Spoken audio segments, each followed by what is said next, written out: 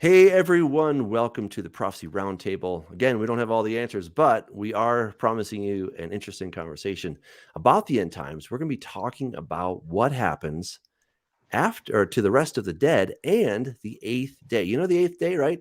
You got 7 days and you start over the next day. The first day is actually the eighth day. All right. And to help me discuss this interesting topic, I'm bringing on Rachel Cory.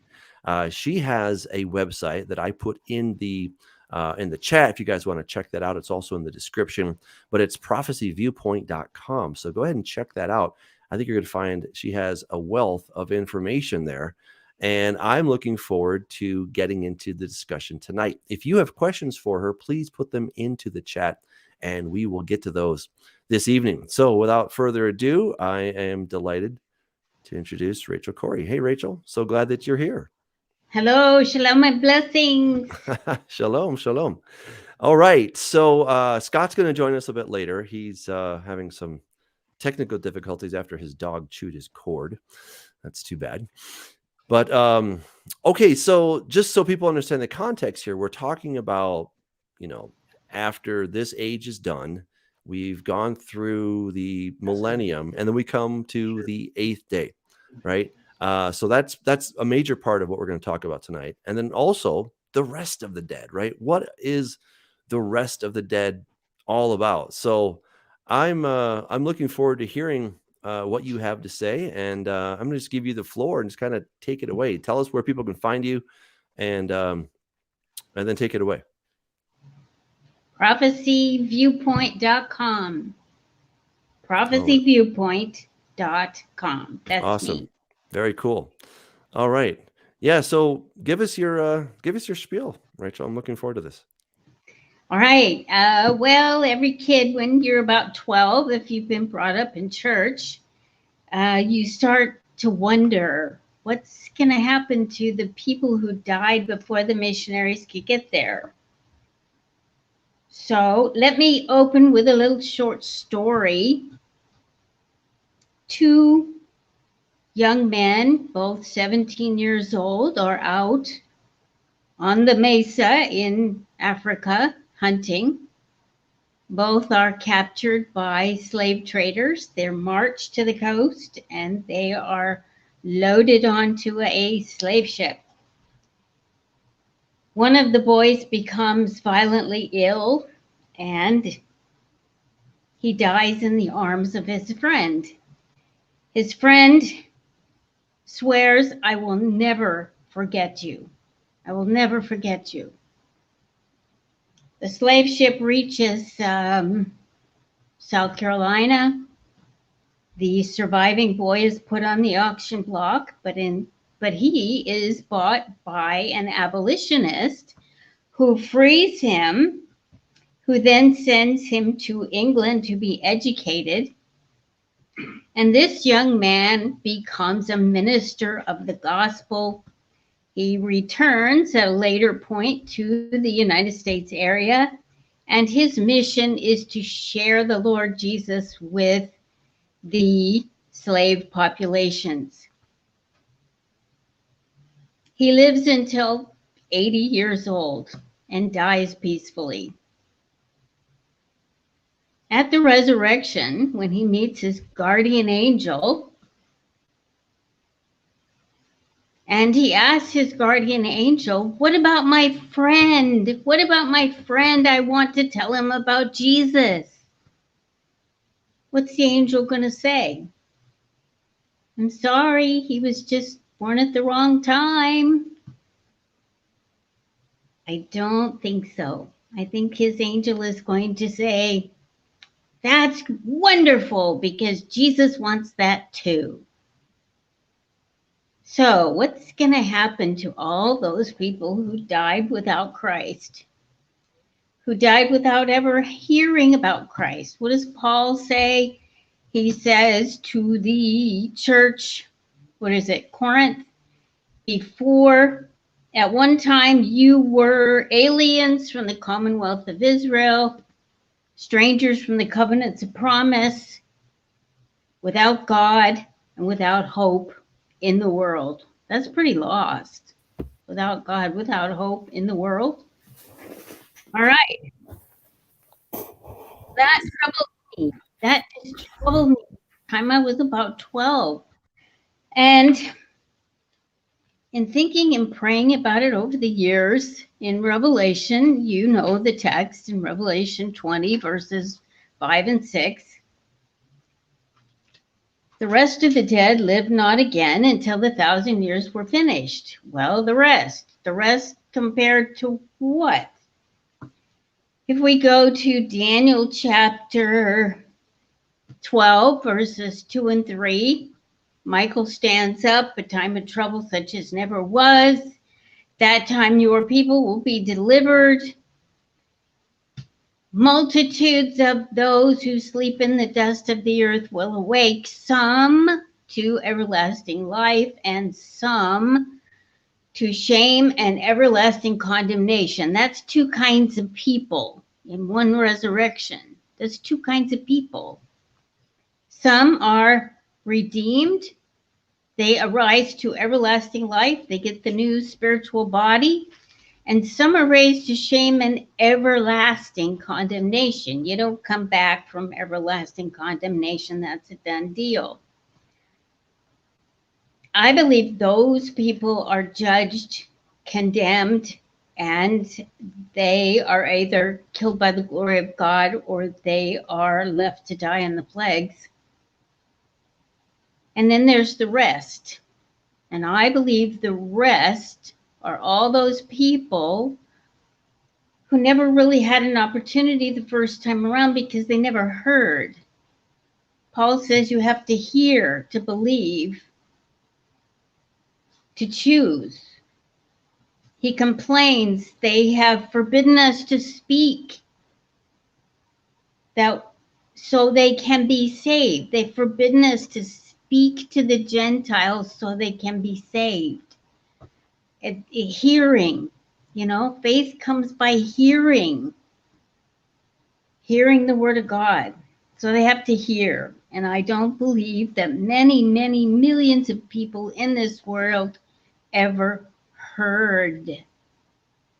So what happens to them?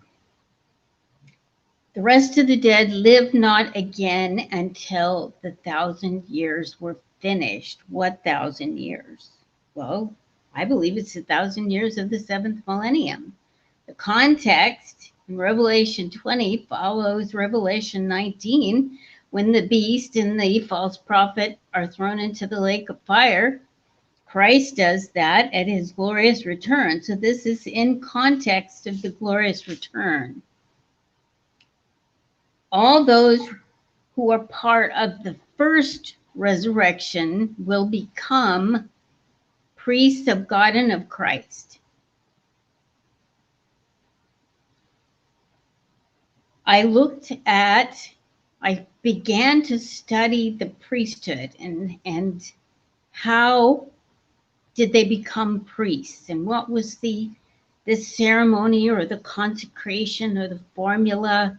And of course, I discovered that only sons of Levi and Aaron became priests, but that troubled me too. And what I discovered in looking at the priesthood was the 8th day. That priests were consecrated for 7 days. And they didn't begin their ministry until the 8th day. Well, that kind of clicked because there were so many other 8s all over the place. Someone who had a disease or leprosy, for instance, or an issue of blood or whatever, after they were cured, then they had to go through a consecration for 7 days. And on the 8th day, they would be clean and they could enter the congregation and enter his house. And the priests went through 7 days of consecration and then they began their ministry on the 8th day. Of course, Hebrew males were circumcised the 8th day. And I just began to tie all those 8s to the prophecy of Christ and what he would do. will Israel redeemed be perfectly circumcised and presented to the Father on the eighth day? A newborn animal had to remain with its mother for 7 days. On the eighth day, it became acceptable for sacrifice. Is that when we, Israel redeemed, become acceptable for presentation to the Father? That's 1 Corinthians 15 verses, 1 Corinthians 45 verses 24 to 28, I think. And then comes the end when he will, when he's defeated every enemy and he will present the kingdom to the Father. And I wondered, will that be at the eighth day? Keep going, Doug, in that passage. By the way, I would say yes and yes and yes. And so if the eighth day is when we are presented to the Father, the eighth day is when we are spiritually clean. I mean, if you look at the cleansing procedure for a leper with the anointing of the big toe and so forth and so on, it's the same as the anointing for a priest. So we are lepers, but then we will become priests of God and of Christ. Why does God still need priests if everyone is saved who's going to be saved at the second coming? Why does he still need priests? And I believe that it's because the redeemed from the first resurrection, and I know some people argue that the first resurrection was actually the one when Yeshua himself was raised, and then it says many bodies of the saints who slept arose and went into the city and witnessed and so forth. Well, I believe we have to look at it from John's perspective. From John's perspective, writing this book, the first resurrection would be the one at the glorious return, and the second resurrection would be 1,000 years later of the rest of the dead. I'm just giving you a real sketch. All right. Let me.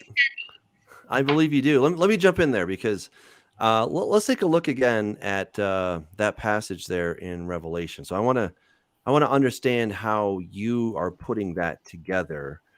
I'm open to your ideas, but I'm not quite convinced yet. So convince me. All right. So Revelation 20. All right. So we know that Satan is going to be cast into the bottomless pit for 1,000 years. We would agree that that's happening at the beginning of the millennium. Is that correct? At the beginning of the 7th millennium.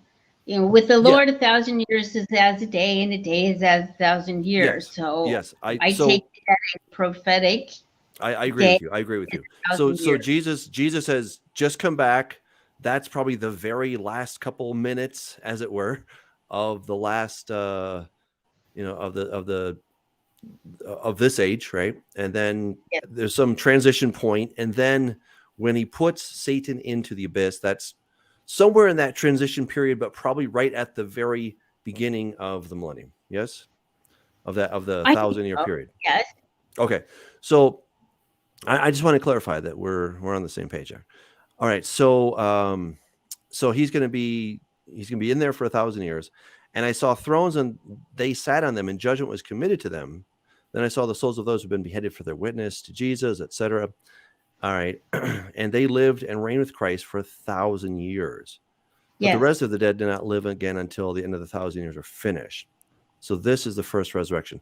So what I'm seeing as the first resurrection are those who are raised at the glorious return, as you just said, and then those who are part of the second resurrection. We would both agree that's happening after the 1,000 years. Is that correct? Okay. So and they will be the rest of the dead. Okay. So how do we deal with the dead here who are then judged and they are sent away into the lake of fire? It's only the ones that aren't written in the book of life. Okay. Everybody. Okay. And as she's pointed out, and real quick, if anybody's interested in, obviously, by all means, go to our guest's website and read her teachings. But Curtis Reed at Donkey Speaks did like an 8-part series on the Great White Throne Judgment, which, Rachel, it's very similar to what you were just saying.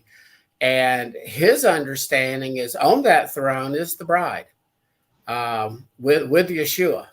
And let's just say that one day we're on the throne and we've got a child or we've got a friend and we've been a horrible witness to that person. And again, this is not universalism, by the way. I mean, that's not what Curtis was teaching, that everybody in the end gets saved. No, people do go to the abyss. But I can just look back right now, and if I were looking at it, especially like, as you mentioned, Rachel, the poor, starving children in Africa, or Chinese that have been under communist rule, or just in times past the history with the oppression of the Roman Catholic Church for centuries, people didn't actually hear the actual gospel.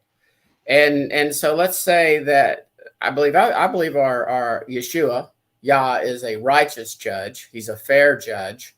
And, I just don't have a Calvinistic type of view towards Scripture in which, all for his glory, he just doomed them to the abyss, torment for the remainder of time, eternity in this 8th day. So, but yeah, Curtis has a very good teaching on it. It gets deep, everybody, but it does have the bride, those chosen as the bride on that throne, who actually did experience sin. It might not be your understanding, but he has a similar understanding to these people. I agree with that.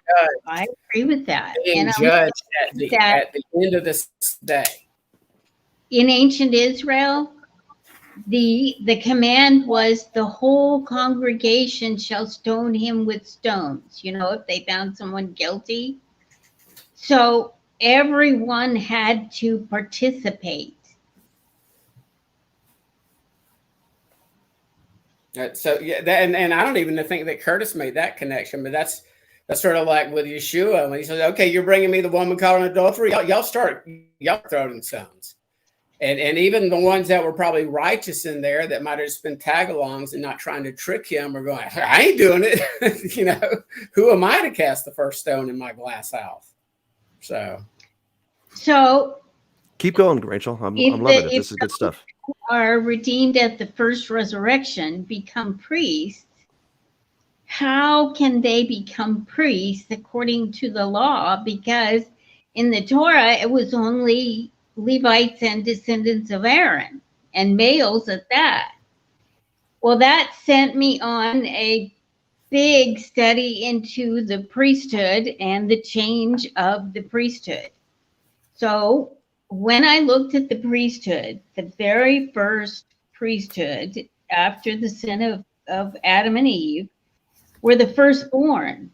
And the firstborn male of the family or clan or tribe, whatever the unit of measure was, they became the priests. That was the priesthood that Esau despised and that Jacob wanted.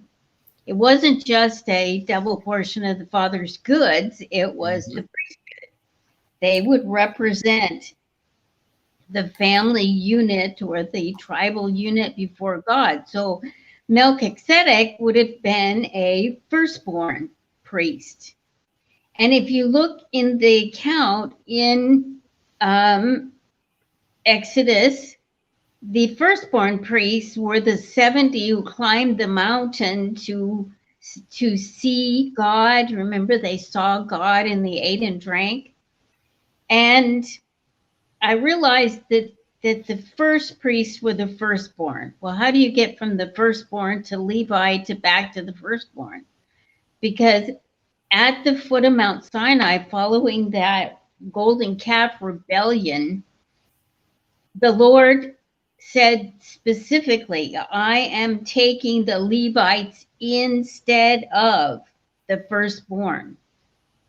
So the Lord changed the priesthood. That was a change of the priesthood right there. When you get to the cross in Hebrews, it says that it provided for the reconciliation of sins committed under the first covenant for those who repented, for those who brought a sacrifice. Well, that would include those who repented after the golden calf rebellion. But the death of Yeshua, because it washed away those sins, it allowed the Lord to change the priesthood back to the firstborn. Well, who's the firstborn? Rachel, have you listened? It's fairly recently Eddie Chumney's teaching on this topic, as far as the what ended up happening is the king, priest, and firstborn all got divided with the sons of Israel into different groups. So you had Judah, you had Levi, and you had Ephraim or Joseph. Right. And that's what Yeshua did, was bring it back together. Bring it back together. Yes. And so it's not just about the restored covenant as the bride. It's also, hey, I've got to go redeem my firstborn. That's why I forget where the scripture, but it says, Ephraim is my firstborn. So Yeshua, Yah had to become a man so he could be our kinsman redeemer, to redeem Ephraim, not only as the divorced harlot wife that God divorced in, I think, Isaiah 50 and Jeremiah 3, but also so he could redeem the firstborn. And that really, I'm not going to say names right now, but a lot of the teachers that are now trying to separate out Yeshua as not Yah, they just, that's metaphor. They don't really understand. They claim to understand that Yeshua is our high priest, but they're not understanding his other roles as husband, as king. Okay, so if you're going to say that his husband and firstborn is all metaphors, you just want to limit him to be the high priest, like he's just some mere creation. And I think that's very problematic. And I won't name the name right now, but Doug and I am trying to set up a discussion with one of these guys that's developing a following.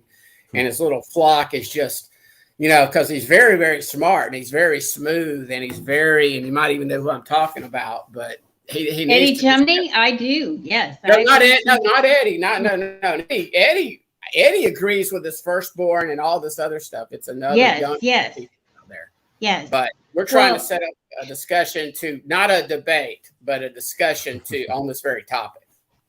In Israel, before Pharaoh, the Lord said, Israel is my firstborn. Okay, so if the priesthood goes back to the firstborn, Yeshua is called the firstborn over all creation. That's how he gets to be high priest over the house of God. And then we are in him. So that means we are firstborn in him. That's how we get to be priests. Hey, and hey, Doug, can you pull up 1 Corinthians? I want to go over this. It's about the order of the resurrection at verse 23 in 1 Corinthians 15. And how it correlates with Revelation 20, actually, because it talks about but each in his own order, Christ the first fruits. So obviously that was a resurrection. That was the first fruits when he presented himself as first fruits to the Father. I do believe that those 24 elders and maybe some others were also resurrected at the time. So after that, those who are Christ at his coming, that's the second coming at the end of the sixth day, in that split twinkling of an eye as it transitions to the seventh day. And then comes the end. So there's a resurrection at the end of the seventh day. And I think that's what you were asking her earlier. So he doesn't go forward and explain that, and then the end, there's another resurrection. But we obviously know from Revelation 20, when comparing these scriptures, that there is a resurrection at the end of the seventh day as the eighth day begins. Is that your I understanding? believe there will be. I believe there will be a resurrection at the 8th day, when the rest of the dead live again. And by that point in time, we will have completed the 7-day consecration, and then we can be priests of God and of Christ. And looking at the roles of the priesthood in the old covenant, the first covenant, the priests did much more than just sacrifice animals. They taught the law. They were the judges of last resort. They were the government, essentially. The priests and the elders were the government for Israel up until they had a king. This is really interesting. We have Joel Blackford has a interesting comment question. He's quoting here from Romans chapter 2. So when Gentiles who have no Torah or law, as it says in the New King James, do naturally what the Torah requires, then these, even though they do not have the Torah for themselves, are Torah, for their lives show that the conduct, the Torah dictates what is written in their hearts. Their conscience is also bearing witness to this, for their conflicting thoughts sometimes accuse them and sometimes defend them on a day when God passes judgment on people's inmost secrets, according to the good news as I proclaim it. He does this through the Messiah, Yeshua, Romans 2, of course. So, I think it's an interesting passage that he's bringing up. I don't know if you guys, I don't know if there's any thought that you want to add to that, but I just thought it was an interesting comment. Romans 2, it makes a point that seemingly just looking at the sky would be enough to tell you that there's a God and to tell you how you should act.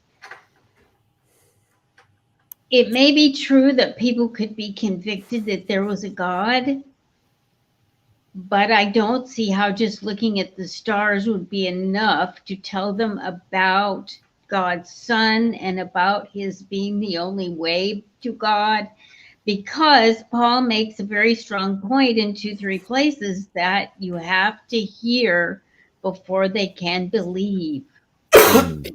Hey, Rachel, on this, and when Yeshua resurrected, or actually before his resurrection, he actually went and preached the gospel. It's like the people in Sheol, in hell, if you will.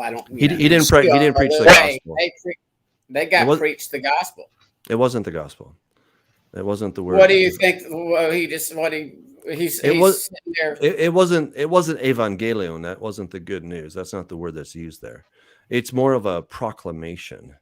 Now we can argue maybe that it was the good. I just don't. Well, I'm just being a little bit of a nitpicker on the word here. But go ahead. No, I was going to say I do believe he obviously proclaimed he was. He's the Son of God. He's the Lamb of God. He came to die, and I do believe, again, Matthew's pretty clear. There was a bunch of people resurrected, and at that time. So I'm assuming they only got resurrected as a result of the blood of the Lamb and their faith and trust in what Yeshua had just done. And they were looking in times past. They were looking forward. At that point in time, they're in like this state, whatever that is. I don't know. Those from the Old Testament look forward, and we in the New Testament look back at the same spot, the cross. So I have a question for the people that are raised in the second resurrection. You're assuming that this is going to be a good thing for them, right? They're going to be raised and it's going to be good. Is that correct? Yes. They are not simply raised to be judged and incinerated or annihilated. They are raised to educate them and then to give them an opportunity to come to Christ. Wouldn't it make more sense to do that at the beginning of the millennium instead of at the end? At the beginning of the 7th millennium? Well, yeah, the millennium. That's what we call it, right? Not ready yet. Sorry. I don't know about you, but I'm not ready to govern the nations. Well, okay, I'm not ready to yeah. govern Point anybody. taken. So you're Really govern saying, so you're saying the priests need time to kind of get the hang of this whole thing. That's kind They of what have to have 7 days, and if a day is Okay. 1,000 years, then they need That's- 7,000 years, and they won't be ready till the 8th. And, Hmm. you know, during the 7th day, no manna fell from heaven, Yeah. right, in the wilderness. Yeah. So during the 7th millennium, there would be no presence of Christ on the earth. Really?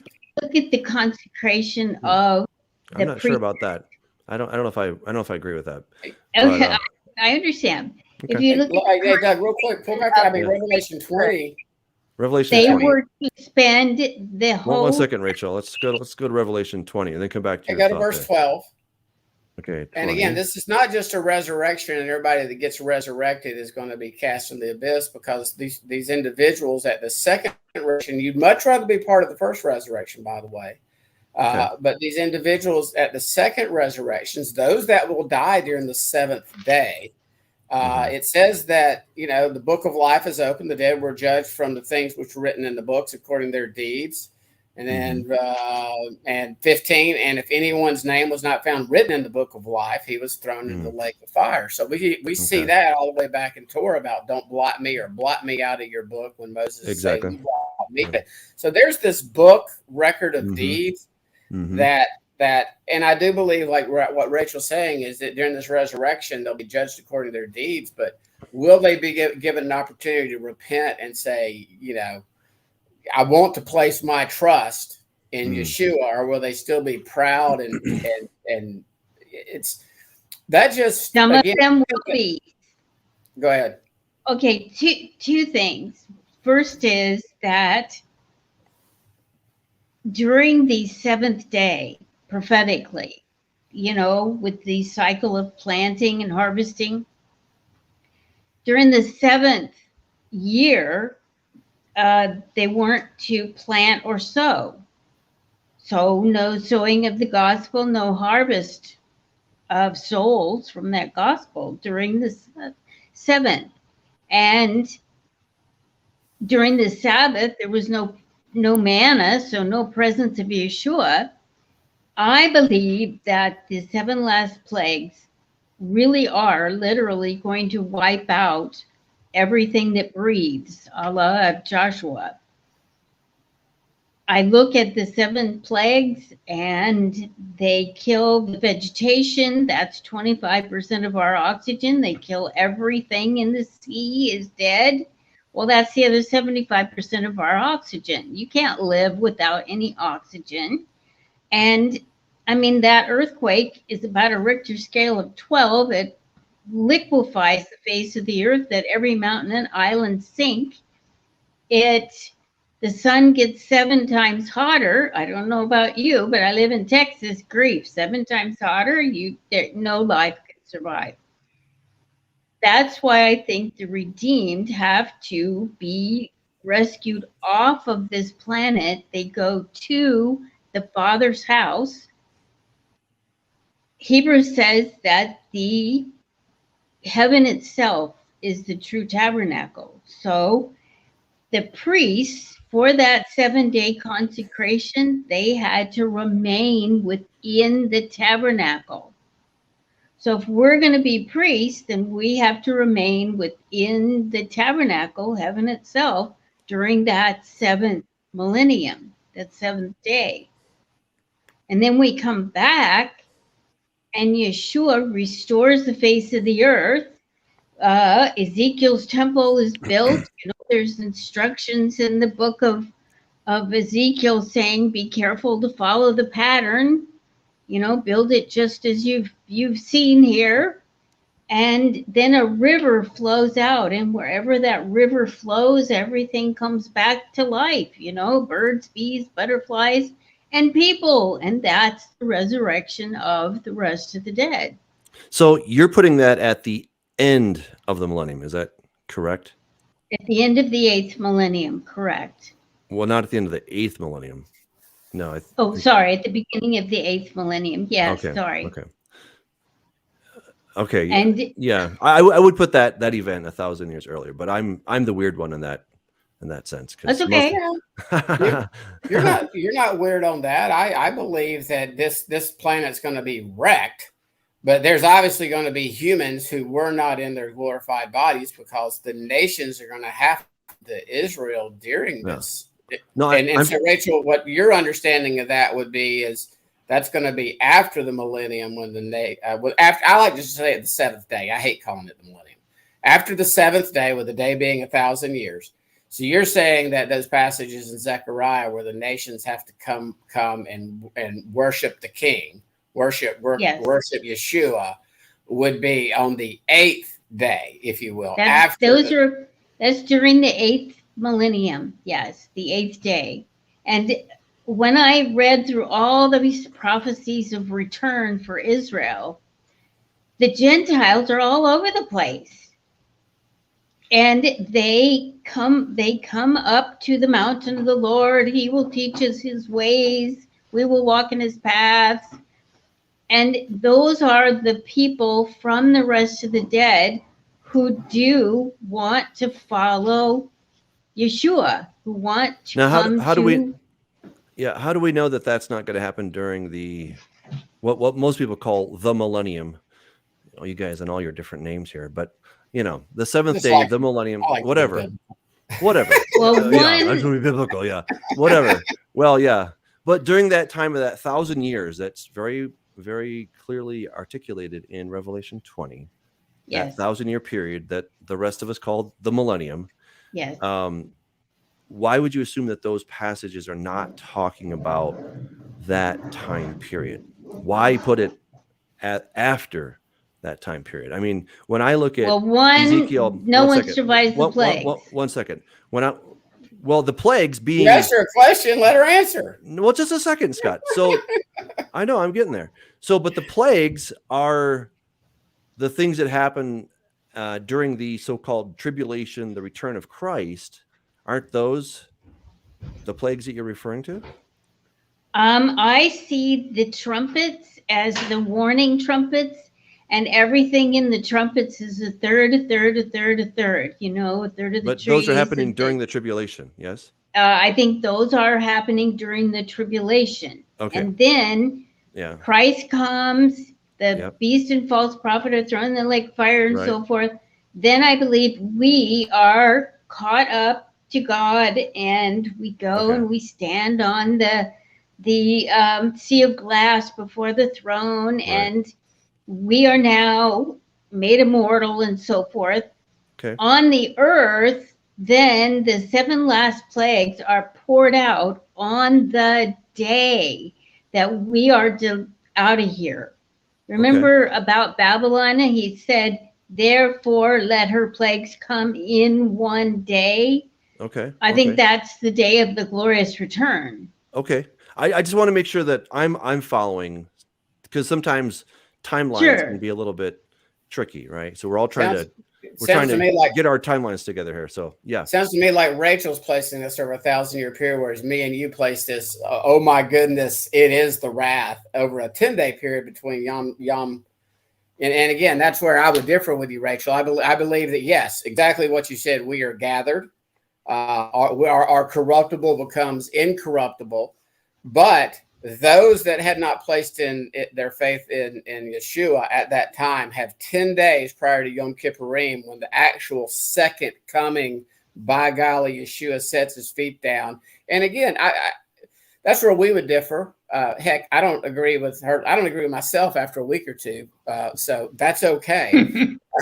but I do see that's where Judah will repent. A lot of Judah will look to or upon him, because I don't want to irritate Doug, whom they pierced from Zechariah. That is Yah, our friend I was talking about earlier, the gentleman I want to discuss this with. He's got a problem. If Yeshua's not Yah, how will they ever look to Yah, who's a spirit who no man's ever seen except Yeshua? And so, again, there's a lot of issues I'm having with that teaching right now, this binitity doctrine, as I call it. But that's where Doug and I actually, do a line, is that 10 days of awe, that 10 days of orge, that wrath being poured about on the earth. But I do believe some will be supernaturally protected. Just like I believe we, going through the great tribulation, that final 3.5 years, what's happening to the earth seems pretty supernatural to me. And I just look back at the Exodus and see where those in Israel, in Goshen, didn't bother them. I'm not worried about these trumpet judgments. I do believe the bowls are poured out after his after the end, at the end of the 6th day, as that 7th day begins that final 1,000 years. That's when we will be gathered to the cloud. If you're familiar with Lisa Elwine, we're not gathered up to third heaven or whatever, but I believe we're gathered to the cloud, because heaven is literally, right above us, if you will, like where birds fly and trees are in the air and everything, not some ethereal floating on clouds with angels playing harps like we all think of heaven, if you will. But that's where I think that's where Doug and I would differ with you. We believe that there will be kind of a supernatural, a slowdown, if you will, of the entropy process, that because people will live a long time during the millennium. It'll be rare that they die, and that there will be some major work to do for the living humans and for us, because it says we reign with him 1,000 years. So I'm treating you very nice, boy, compared to Doug. But who do we reign over if there are no humans? Are we reigning during the 7th day if there's no literal reign on the earth? I think that first reign is during the 7th day. It's like a reign of victory. It's like when you won the major contest in Roman culture and you've reigned. But there is a second reign on the earth. Remember the 24 elders, they say that we have been made kings and priests and we will reign on the earth. Well, that's actually in the aorist tense, so they're not reigning yet. They are being made to be priests and kings. They haven't quite finished their preparation yet, but they will reign on the earth. Aorist can't be future, by the way. Aorist is always past, just so you know. That's interesting, coupled with Curtis's teaching, if anybody is interested in the subject, about how it could be, even though we're going to be different understandings here, but even though we're going to be immortal, it's still a training period, if you will. We've all touched death, and you were unclean until sunset of the 7th day if you touch death. And we've all been wounded horribly by our experience down here. We lock our doors and we put locks on everything, and we have codes to get into things because we can't trust. We can't trust anyone. Yeah. And there's going to be a huge period that we need to heal and recover from what we've been through. And then we need to experience fully this oneness with God before we will be ready to rule the nations. Yeah, I would kind of disagree with that. I think of it like, a doctor who's doing his residency. He's gone through med school, or she, whatever, qualified, but not experienced. And how do they get experience? They operate on real people. They treat real people, right? Now they're under the supervision of someone else.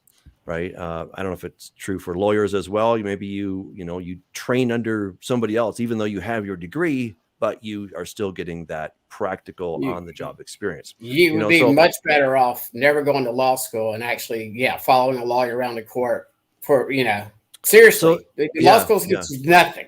Well, I don't know about that, but so what I'm seeing is, we're going to definitely need training. But just like the priests, right? A priest would become a priest, and guess what? He had to then go do real things for real people, for real worshipers.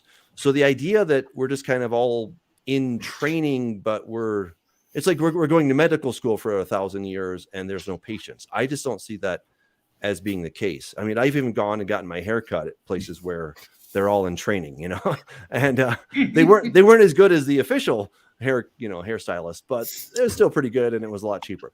So, I really think that Jesus is definitely going to be there. Now, you said that you don't think he's going to be on the earth during that seventh day or the 1,000 years.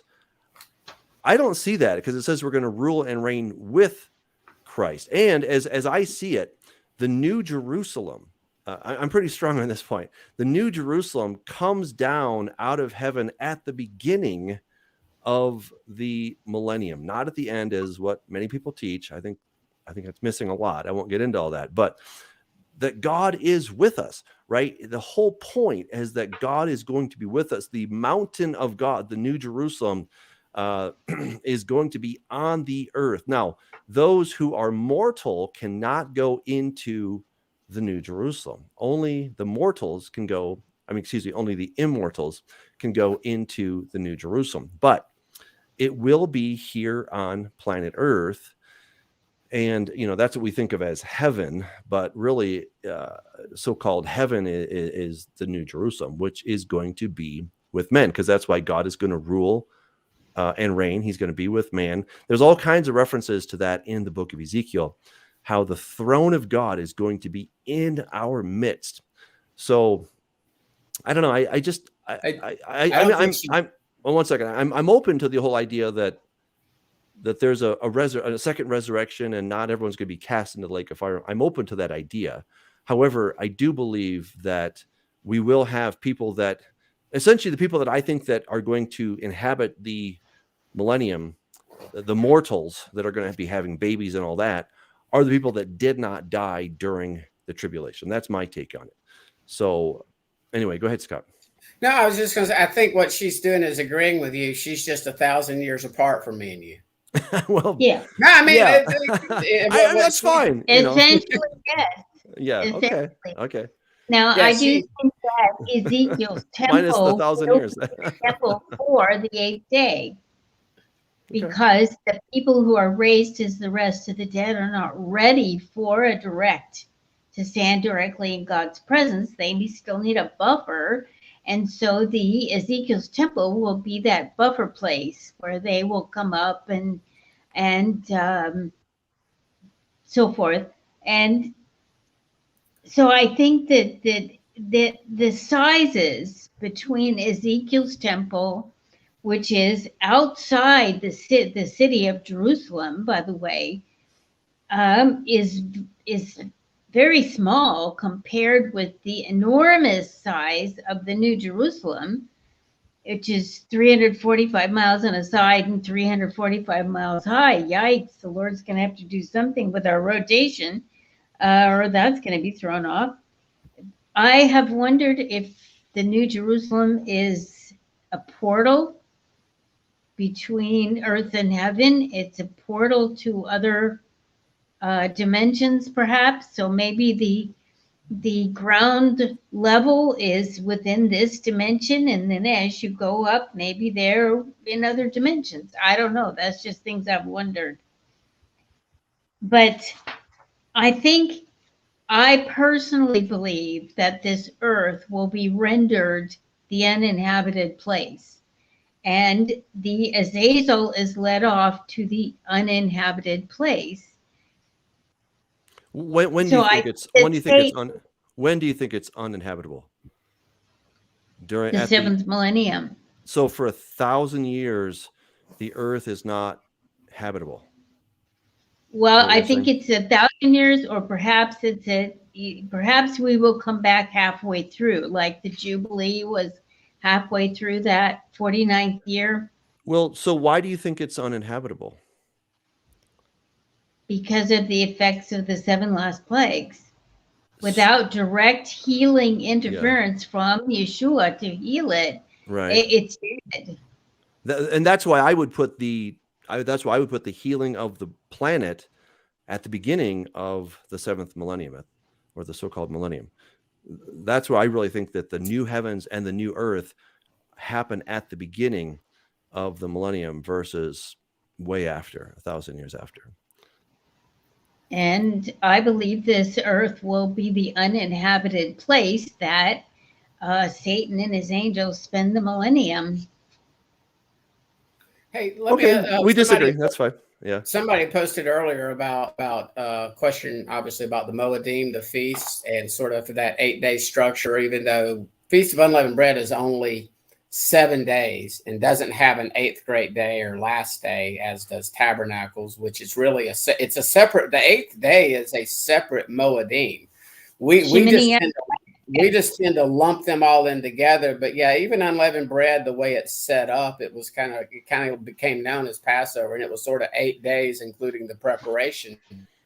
Passover is not actually a Moedim. If you go look in Leviticus 23, the 7th Moedim is actually the 8th day or the last day, which is not even part of the Feast of Tabernacles. It's its own Moedim.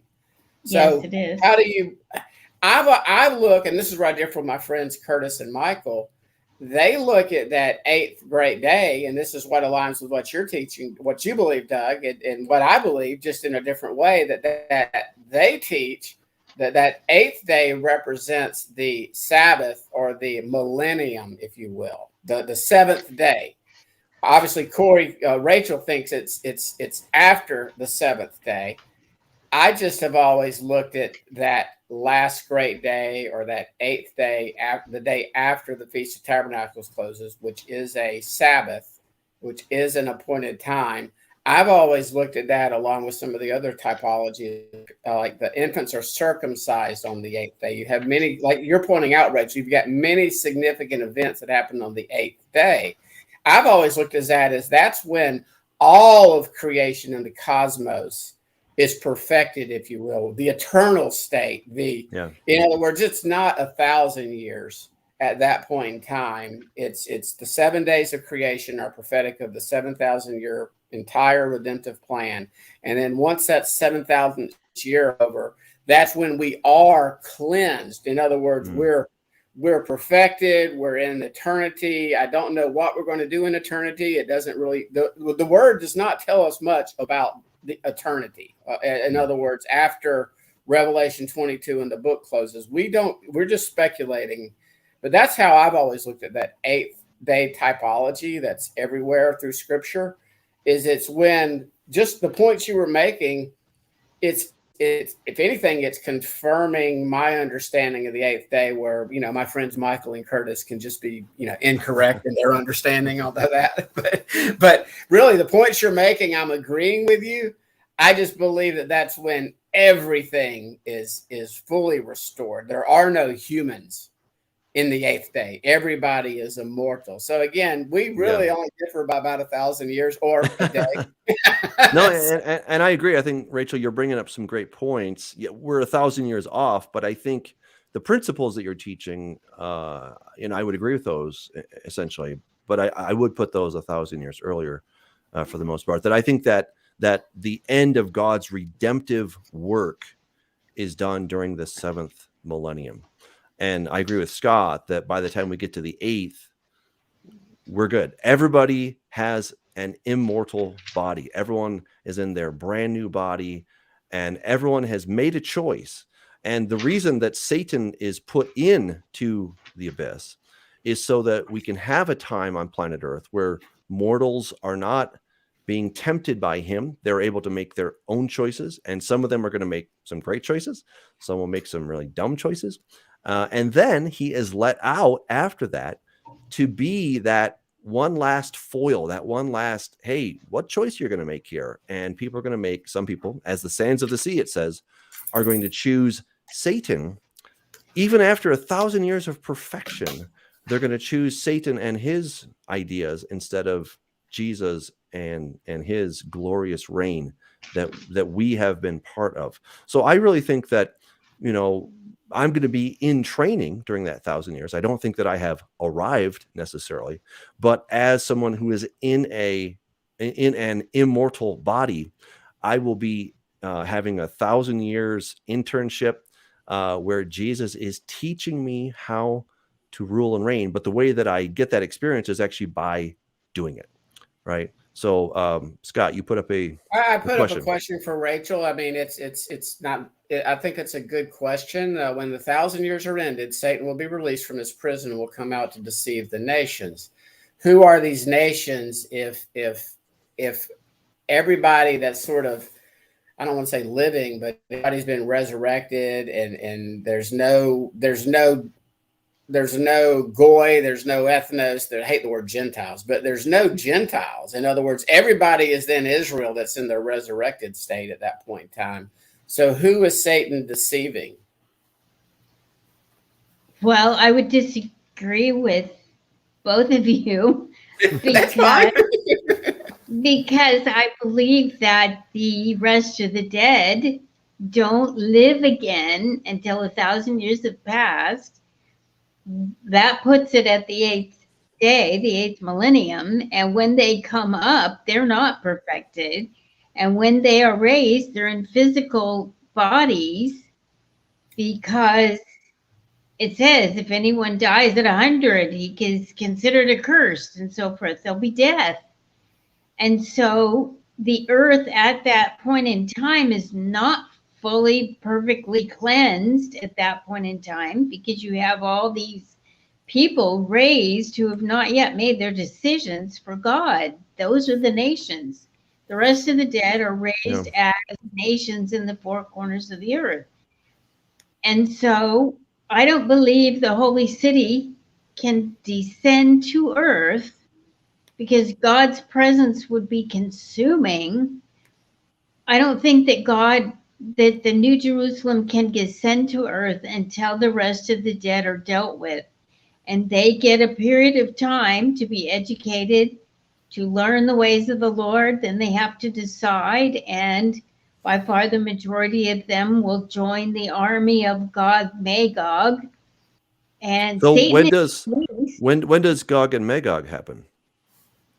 I believe Gog and Magog happens during the eighth millennium. It will be made up of people from that. You're putting everything just 1,000 years later, and yes. I honestly don't know where you get this 1,000 years. I think you're the rest of I the think you're dead off by 1,000 years. Well, but you're taking that one phrase, the rest of the dead, and then you're shifting everything that that many people have assumed, and not just assumed, but have studied diligently, myself included, have diligently studied and have said this is going to happen during the last part of this week, right? Of this week of millennia. Okay. Right. So again, if we take, human civilization as we understand it as a week of 1,000 years, right? So it's 7 altogether. That's a perfect number, right? It's a week, right? So God still has work to do during this general age, shall we call it, including the last 7,000 years. I mean, you're assigning all of these things. You're just kind of pushing them out to now the 8,000th millennium, and I just don't see that anywhere. There's no thought of that in Jewish thought. I mean, this is very unique to you, I have to say, that this idea should be that way. But then you're going to have Gog and Magog happening at the end of the 8th millennium. So when does the New Jerusalem actually descend to planet Earth? The New Jerusalem and God's presence descends to earth when all of sin has been dealt with. And so that would be after Gog Magog. So that's the beginning of the 9th millennium. Is that what you're saying? No, I think that it'll all be wound up and cleaned up by the end of the 8th millennium. Well, we're just touching the beginning of, just around, we're just turning the corner there to the 9th millennium, essentially, is what you're saying. I don't know at what point Gog and Magog will happen. Maybe it'll be 500 years. Maybe it'll be halfway through. According to Revelation 20, it says after the 1,000 years are completed, that is when Satan is released. So you see Satan released after the 1,000 years. Yes. I mean, you see him released after the Okay. seventh So we've gone millennium. 7,000 years, and then he's put in the abyss at the beginning of the 8,000 years, and at the end of that 8,000 years, just about the ninth. Down. What's that? No, I'm so confused about your chronology. I'm terribly Satan confused here. is cast into the bottomless pit Yeah. at the glorious return, Okay. which winds up the sixth day. Okay. Thank you. So then when is he And released? he stays in the pit Yeah. for 1,000 years. Okay. We all agree on that. There's a massive resurrection. And Gog and Magog happens, right? And Gog and when Magog the happens at the time. rest is resurrected, when they live again, Yeah. then Satan is released to test them. Same reason he was allowed into the garden, to test. Okay, I agree that he's there to test. I agree. I'm still confused on your chronology. Hey, Doug, one of our Yeah. audience members posted something. I had never seen it before. So the last great day is for those that have never had a chance, which is probably in the millions, maybe billions of folks. I would say, yeah, multi-billions. Bible says they will have about 100 years and then the new heavens and earth. And so I was like, where are you getting that crap from? Because I thought it was. I've never seen 100. Then he posted 100 years, Isaiah 65:20. Yeah, absolutely. And again, I had never taken a look at that, but if you could pull that up real quick. It's encrypting image 4. It's coming. Okay, well, it's we don't have coming. that book yet. I can't write it fast enough. It's really annoying. For while you're pulling it up, for behold, it is starting in verse 17. I create new heavens and a new earth, and the former things shall not be remembered or come to mind, but be glad and rejoice forever in that which I create. For behold, I make Jerusalem to be a joy, and her people to be a gladness. I will rejoice in Jerusalem, be glad in my people. No more shall be heard in it sounds of weeping and the cry of distress. And this is what freaked me out. No more shall there be an infant who lives but a few days, or an old man who does fill out his days. For the young shall die 100 years old, and the sinner 100 years old shall be accursed. So again, I would differ with probably our guest and this individual that puts this 100 years as if it's like tacked on to after 7,000 as part of that eighth day. I think that is just teaching during the millennium. If you don't make it to 100, you were not very, you were naughty person. you were very rebellious. I would agree. I think 1,000 years is plenty of time for all these things to happen, and that's time for us to get our feet wet, being high priests, or what did not high priests, but priests, right? That gives us time to learn the things that God has. You got the nations are going to come up. I would, again, very strongly teach that the new Jerusalem comes down to planet Earth.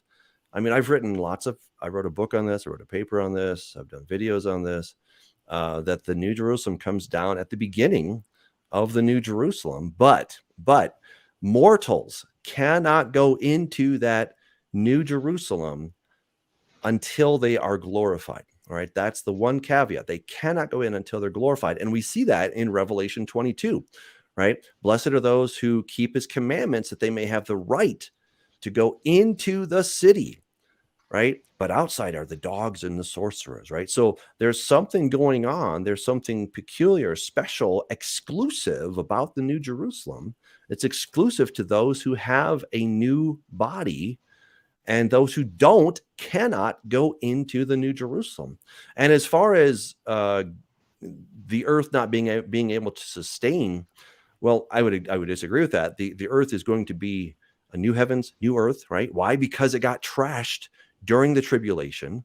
So there's going to be a new heavens and a new earth for that duration of 1,000 years. But the mortals cannot be in God's presence. I would agree with you. And the reason we're going to have sacrifices during the millennium is for the people who don't have a glorified body. They will need a covering, a kapara, which is the word Yom Kippur, right?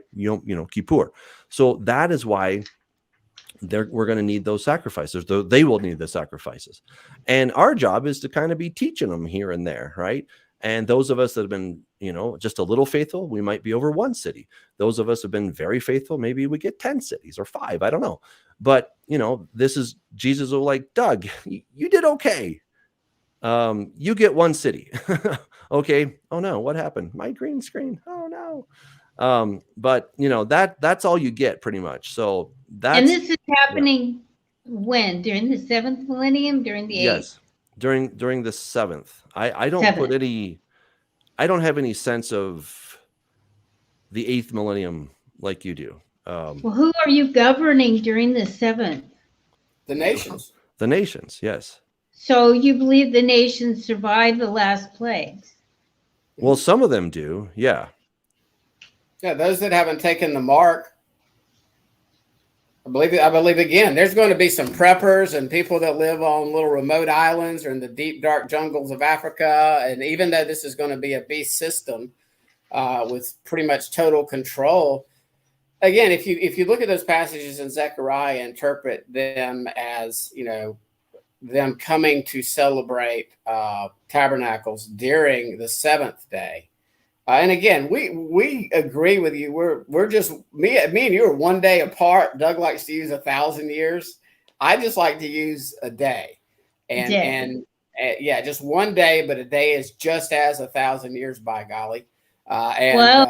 Jeremiah said that desolation is rest, so the land will rest. Remember, the land will rest.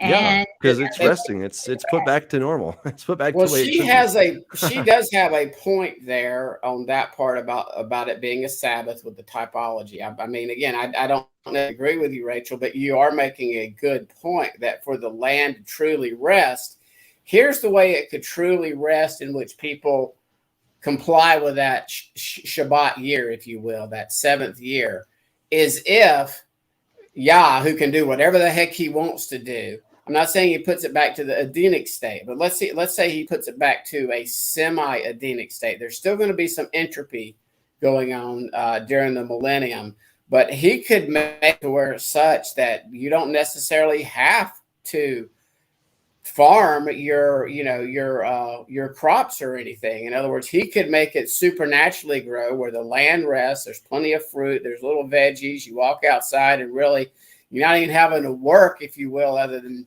I guess if you eat raw food, just go pick an apple and eat it. Let me say this, that Jesus healed on the Sabbath, right?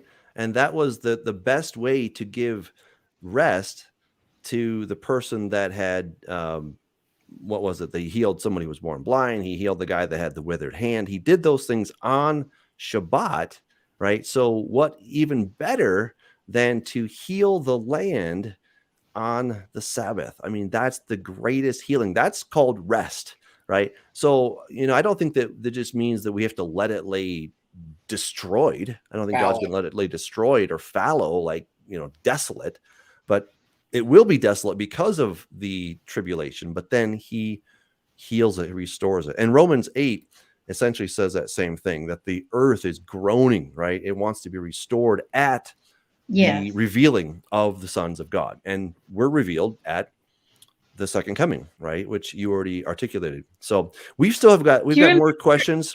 Do you remember Jeremiah wrote that he saw the earth after the great day of the Lord, and it was without form and void. Those are the exact same words from Genesis. So if it's without form and void, hey, that's pretty desolate. Fair enough, but he doesn't say it has to sit there for 1,000 years. So the healing may take 1,000 years. Hey, well, Rachel, I'm gonna support you for a second, because Doug still believes in the Jesuit lie of the Daniel 70th future week. So just because the majority believes it doesn't mean it's true, Doug. Well, we're all learning. We're all learning. Hey, and that's why I put this little comment up, because if you've ever watched this, Rachel, until I started doing this, it was easy to sit behind the computer screen and just make dogmatic statements about how my understanding, and you're so wrong. And so now I've gotten to the point, other than pre-trib rapture people and full-blown preterist that Yeshua returned in 70 AD. I don't get too much dogmatic about anything. Yeshua's returning. There's going to be a resurrection, and I can promise you, there's probably not one of us alive on this earth right now that has perfect understanding, knowledge, wisdom. Because if you do, show me your perfect power and walk across the ocean for me. Amen. Amen. So and that applies to me, Doug, all of us. I call us all prophecy geeks. So I did not expect you to agree with me, but no. You knew that coming in. You're planting ideas. That's good. So, and we appreciate that. You don't have to come on this show and agree with us, we don't have to agree with you, but it's fun to talk about it. So, Benny C says, what happens even with Hindus? I guess Hindus should be Chinese and every other, all the souls. So this is kind of your sort of the state of the dead. Well, yeah, the rest of the dead teaching that they're essentially going to make it. So I don't know. What would you say to that? Well, I believe that the dead are asleep. They're unconscious. Ecclesiastes 9:5, the living know they will die, but the dead know nothing. So I think that they are asleep. I think that at the moment of death, the Spirit of God sort of downloads all the information from our minds. This is just a fancy biocomputer up here. And the Lord can download all the information. And then at the glorious return, he can give you a brand new spiritual body and upload all the data, and boom, you're up and running. Well said. Here's another question. So did Rachel just say Jesus is not in the millennium or the seventh day? I was a while, but yes, she did say it. Okay. There is no manna. The manna did not fall on the seventh day. Okay. So as far as his presence on this earth, I would say no, that we will be with him in the Father's house. All right. I would disagree, but that's okay. Here's another question. This is from Becky. If those were Old Testament saints raised at the crucifixion, how does that line up with Hebrews 11, verse 40? So let me pull up Hebrews 11. They did not receive the reward?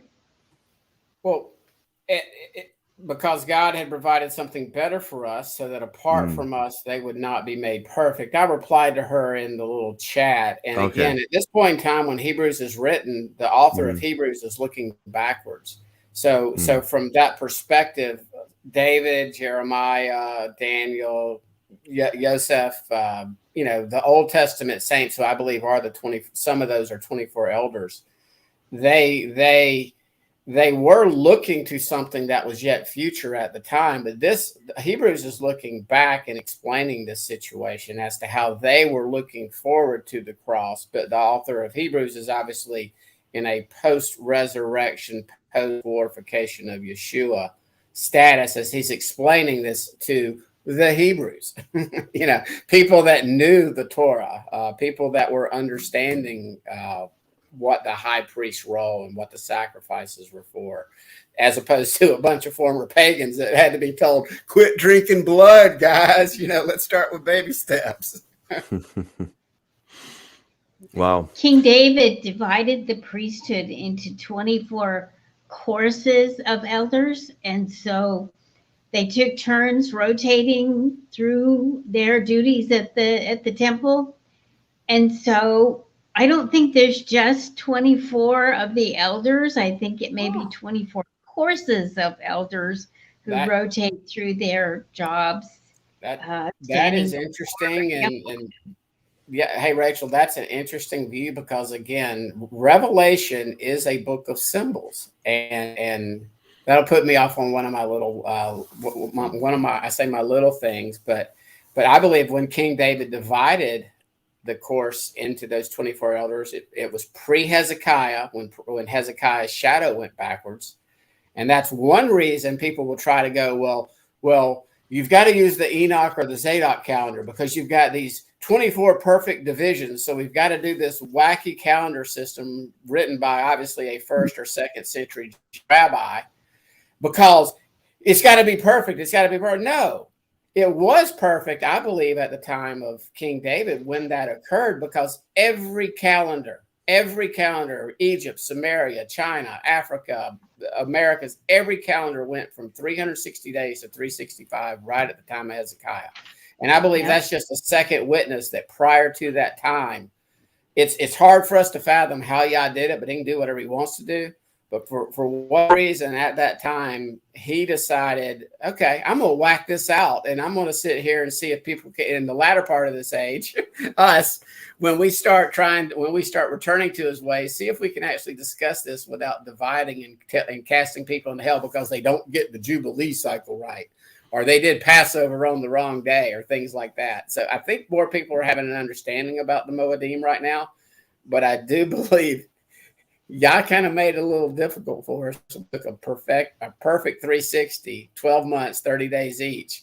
And have you ever thought about he might restore it back, Rachel? That over there in Revelation for the Great Tribulation, for the final 42 months, it's exactly 1,260 days.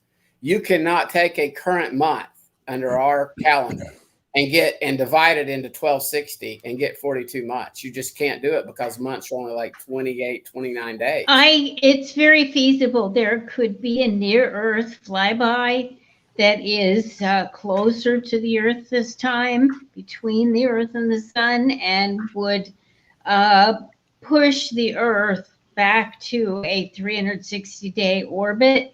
And that way, all of the prophecies in Daniel, in Revelation, could be fulfilled perfectly in that 1,260 days or period of time. Times and apart, 42 months, et cetera. That's sort of my understanding. I just would not teach it dogmatically, but yeah, restoring it back to perfection for the final 3.5 years is easy stuff for Yah that created everything just with his word, Yeshua.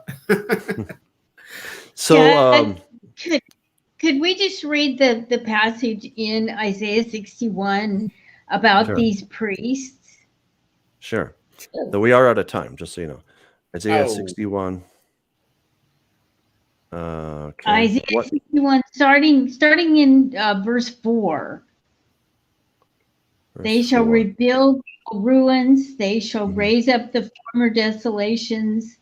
They shall repair the ruined cities, the desolations of many generations. Strangers, so there's your Gentiles, shall stand and feed your flocks, and the sons of the foreigner, definitely not Hebrew, shall be your plowmen and your vine dressers, but you shall be named the priests of the Lord.